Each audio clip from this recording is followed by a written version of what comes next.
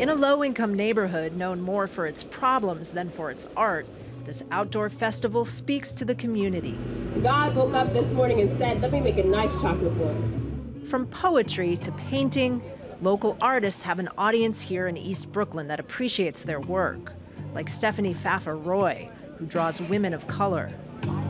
I feel like it's fitting for my art to just be here so like young girls could see it and see representations of them, positive representations of themselves. The festival is organized by Catherine Green of Arts East New York.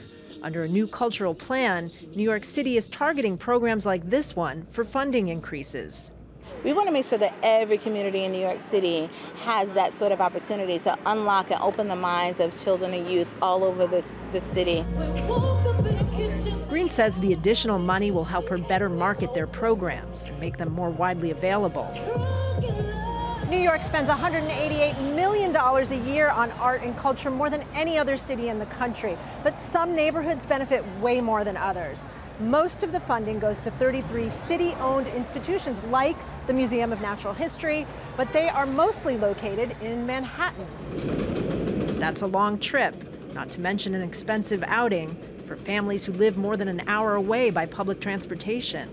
It's pretty far to go to, but it'd be nice to see more of that in the community, especially Broadway show. I mean, if we could have a Broadway show in Brownsville, that would be great.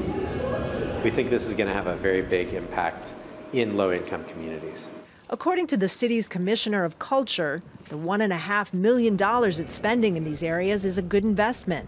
These kinds of activities, arts activities, are correlated with a much bigger impact in low-income communities.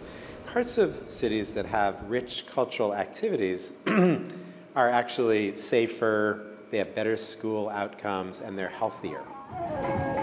It's a plan that allows neighborhoods to celebrate their unique cultures, and that has East Brooklyn dancing in the streets. Kristen, Saloomey, Al Jazeera, New York.